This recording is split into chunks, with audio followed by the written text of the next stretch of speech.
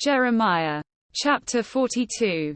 Verse 1. Then all the army officers, including Johanan son of Kareah and Jezaniah son of Hoshea, and all the people from the least to the greatest approached. Verse 2. Jeremiah the prophet and said to him, Please hear our petition and pray to the Lord your God for this entire remnant. For as you now see, though we were once many, now only a few are left. Verse 3. Pray that the Lord your God will tell us where we should go and what we should do. Verse 4. I have heard you, replied Jeremiah the prophet. I will certainly pray to the Lord your God as you have requested. I will tell you everything the Lord says and will keep nothing back from you. Verse 5. Then they said to Jeremiah, May the Lord be a true and faithful witness against us if we do not act in accordance with everything the Lord your God sends you to tell us. Verse 6. Whether it is favorable or unfavorable, we will obey the Lord our God, to whom we are sending you, so that it will go well with us. For we will obey the Lord our God. Verse 7. 10 days later the word of the Lord came to Jeremiah. Verse 8. So he called together Johanan son of Kareah and all the army officers who were with him and all the people from the least to the greatest. Verse 9. He said to them, This is what the Lord, the God of Israel, to whom you sent me to present your petition, says. Verse 10. If you stay in this land, I will build you up and not tear you down. I will plant you and not uproot you. For I have relented concerning the disaster I have inflicted on you. Verse 11. Do not be afraid of the king of Babylon, whom you now fear.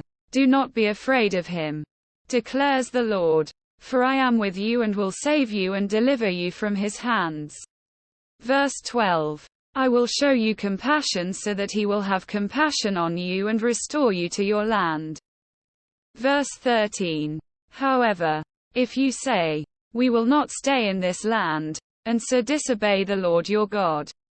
Verse 14.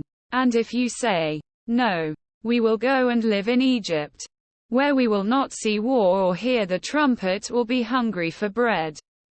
Verse 15.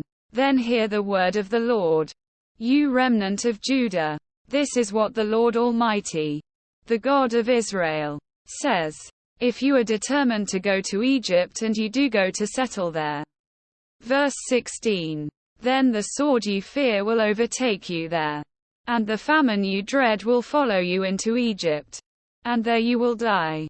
Verse 17. Indeed, all who are determined to go to Egypt to settle there will die by the sword, famine and plague. Not one of them will survive or escape the disaster I will bring on them. Verse 18. This is what the Lord Almighty, the God of Israel, says. As my anger and wrath have been poured out on those who lived in Jerusalem, so will my wrath be poured out on you when you go to Egypt. You will be a curse and an object of horror, a curse and an object of reproach. You will never see this place again. This is what the Lord Almighty, the God of Israel, says. As my anger and wrath have been poured out on those who lived in Jerusalem, so will my wrath be poured out on you when you go to Egypt. You will be a curse and an object of horror, a curse and an object of reproach. You will never see this place again. Verse 19. Remnant of Judah. The Lord has told you, do not go to Egypt. Be sure of this. I warn you today. Verse 20.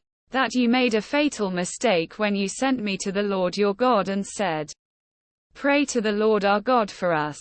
Tell us everything he says and we will do it. Verse 21. I have told you today, but you still have not obeyed the Lord your God in all he sent me to tell you. Verse 22. So now, be sure of this. You will die by the sword, famine and plague in the place where you want to go to settle.